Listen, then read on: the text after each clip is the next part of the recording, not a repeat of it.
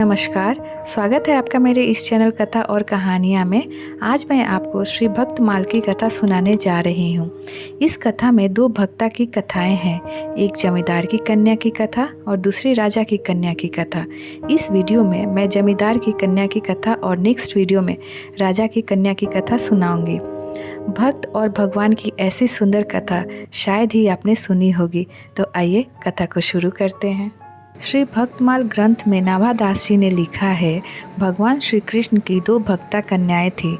इनमें एक राजा की कन्या थी और दूसरी जमींदार की कन्या थी। एक दिन राजा के महल में एक संत पधारे। वे संत प्रेम से महल में कुछ दिन विराजे। राजा और जमींदार दोनों की कन्याएं महल में खेल रही थी। उसी समय उनकी दृष्टि संत की ओर गई। उस समय संत भगवान अपने शालिग्राम जी की सेवा में मग्न थे। उन दोनों कन्याओं ने देखा कि संत जी एक गोल काले पत्थर, जिसे शालिग्राम के नाम से जाना जाता है, को स्नान करवा रहे हैं। उन दोनों कन्याओं ने संत भगवान से कहा कि यह आप क्या कर रहे हैं। संत भगवान ने उन दोनों को बताया कि यह पत्थर नहीं अपितु स्वयं श्री भगवान है और मैं इनकी सेवा कर रहा था। संत जी ने उन दोनों को भगवान का चरणामृत और प्रसाद भी दिया, जिससे उनके मन में भी सेवा करने की भावना प्रकट हुई। संत जी का महल में प्रवचन भी हुआ, जिससे सुनकर दोनों कन्याओं के हृदय में और अधिक भगवत प्रेम जाग उठा। उन्होंने संत भगवान से विनती करते हुए कहा कि आप जैसी सेवा हमें भी करनी है। हम भी सुकुमार श्याम सुंदर की पूजा करेंगे। हमें आप ठाकुर जी की मूर्ति दे दीजिए। उन दोनों के मन में भाव आया कि यही संत हमारे सद्गुरुदेव भगवान हैं। उन संत ने दोनों कन्याओं के भाव को देखकर मन में विचार किया कि यह दोनों तो अभी बहुत कम आयु की है, बच्चियां हैं।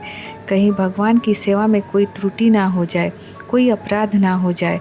शिष्य के द्वारा यदि त्रुटि हो जाए तो अपराध गुरु को लगता है। संत ने सोचा कि जब यह बड़ी हो जाएंगी तब हम इन्हें भगवान की मूर्ति प्रदान करेंगे। पहले तो संत जी ने मना कर दिया, परंतु दोनों कन्याओं की आंखों से आंसू बहने लगे। संत ने देखा कि यह भगवान के लिए रो रही हैं। भले ही यह अनभिज्ञ हैं, छोटी हैं, परंतु अवश्य यह दोनों पूर्व जन्म की कोई महान भक्ता है। संत जी ने विचार किया कि बचपन से ही दोनों को भगवान की सेवा का अभ्यास भी करना है और अपराध से भी बचना है। अतः उन्होंने बीच वाला रास्ता अपनाया। दोपहर के समय जब संत भगवान शौच आदि क्रियाएं करने नदी किनारे गए थे, वहीं नदी के तट से उन्होंने दो काले पत्थर उठाकर साथ लेकर आए। संत जी ने वह साधारण काले पत्थर दोनों कन्याओं को प्रदान किए और कहा कि जैसा सेवा हम करते हैं, ठीक उसी तरह नित्य तुम लोग भी इनकी सेवा करना। जब कन्याओं ने कहा कि इनका नाम क्या है, तब संत ने कहा, तुम्हारे इन भगवान का नाम है सिलपिल्ले जी। गुरुदेव के आज्ञा अनुसार दोनों प्रेम से सेवा करने लगी। सेवा करते करते उनके हृदय में बड़ा भारी अनुराग बढ़ गया। कभी वह कीर्तन करती तो कभी नृत्य करती। दोनों आनंद में मग्न रहने लगी। संत ने तो केवल साधारण पत्थर प्रदान किए थे, न कोई शालिग्राम था, न भगवान का श्री विग्रह था, परंतु गुरुदेव के वचनों में ऐसा दृढ़ विश्वास था कि इनकी सेवा सिद्ध होने लगी। उन दोनों को कभी उन शिलाओं में श्री कृष्ण के दर्शन होते तो कभी श्री कृष्ण उनसे बातें करते और कभी मंद मंद मुस्काते। भगवान तो भावग्राही हैं। जो कोई शुद्ध सरल भाव से उनकी सेवा करे, उन पर प्रभु रिझ जाते हैं। इस तरह नाम जप करती, संत वाणी का गायन करती, कीर्तन नृत्य करती और सारा समय सिलपिल्ले ठाकुर की सेवा में मग्न रहती। तो चलिए, इस वीडियो में हम जमींदार की कन्या की कथा सुनते हैं और राजा की कन्या की कथा हम नेक्स्ट वीडियो में सुनेंगे। सिलपिल्ले भक्त जमींदार कन्या के दो भाई थे। दोनों भाई बड़े बलवान थे और धन भी बहुत था। धन और संपत्ति के कारण दोनों भाई में वैर था। गांव वालों ने दोनों भाइयों से कहा कि पास रहोगे तो लड़ाई झगड़ा होता रहेगा, एक दूसरे से दूर रहोगे तो लड़ाई नहीं होगी।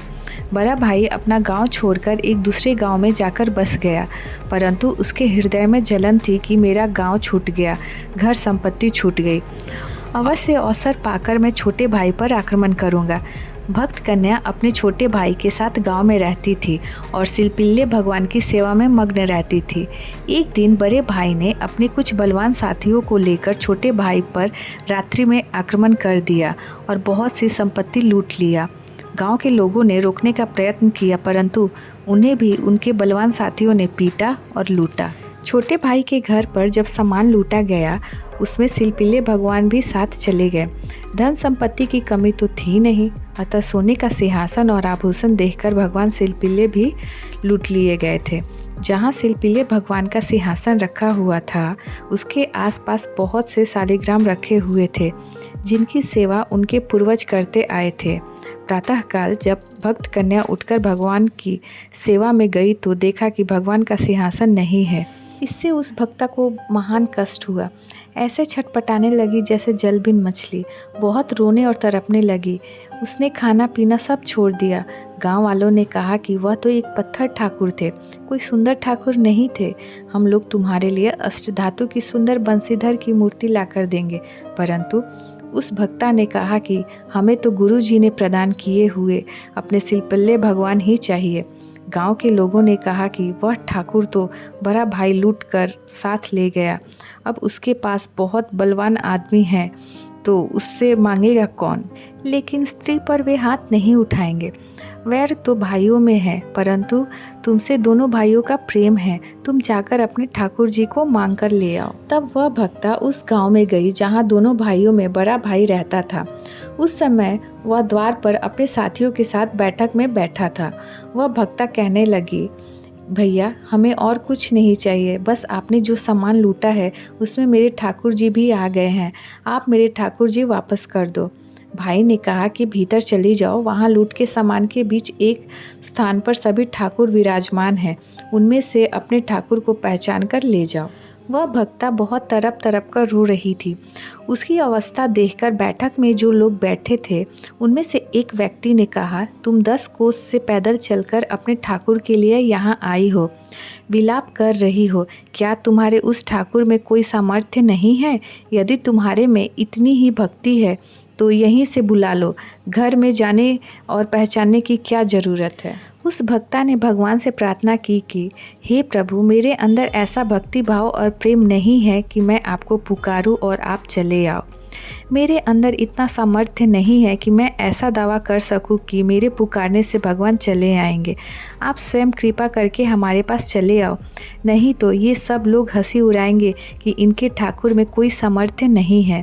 सब यही कहेंगे कि यह तो केवल एक पत्थर है। मैं आपकी दासी हूँ, मुझे अपनी हंसी उड़ने की चिंता नहीं है, परंतु यदि ये लोग आपकी हंसी उड़ाएंगे तो मुझे कष्ट होगा। मुझसे ऐसा कौन सा अपराध हो गया जो आप हमें छोड़कर चले गए? प्रभु, इन दुष्टों के हृदय में भक्ति भरे, ऐसा कोई लीला करे। मेरी विनती है कि आप शीघ्र घर से बाहर आए। बैठक में बैठे सभी लोग हंसी उड़ाने के इंतजार में बैठे हुए थे और देखते देखते सिंहासन चलते चलते उस कन्या के पास आ गया और उछलकर ठाकुर से आकर उसके हृदय में लग गए। जैसे ही यह लीला उसके भाई और उसके साथियों ने देखी, उसी क्षण सब लोग उस भक्ता के चरणों में पड़ गए। उन्होंने क्षमा याचना की और कहा कि हम आपकी इस भक्ति भाव को नहीं पहचान सके। भाई ने कहा कि मेरे बड़े भाग्य हैं कि मेरी बहन ऐसी उच्च कोटि की भक्ता है। आज मेरा घर पवित्र हो गया और इनके दर्शन भी हो गए। इस घटना के बाद उस भक्ता कन्या ने सबको सदुपदेश दिए और वे सभी दुष्ट भगवान और संतों की सेवा में लग गए। छोटे भाई को जब इस लीला के बारे में पता चला तो वह भी भगवान और संत सेवा में लग गया। दोनों भाइयों में वैर समाप्त हो गया और समस्त परिवार सेवा में लग गया। तो ये थी जमींदार की कन्या की कथा। नेक्स्ट वीडियो में हम राजा की कन्या की कथा के बारे में सुनेंगे। उम्मीद करती हूँ कि आपको यह वीडियो पसंद आए और आप इसे अपने फैमिली फ्रेंड्स के साथ शेयर करें। और अगर आप मेरे चैनल कथा कहानी पे नए हैं तो प्लीज़ इसे सब्सक्राइब करें। तो चलिए फिर मिलते हैं बहुत जल्द नए वीडियो के साथ। तब तक जय श्री कृष्णा।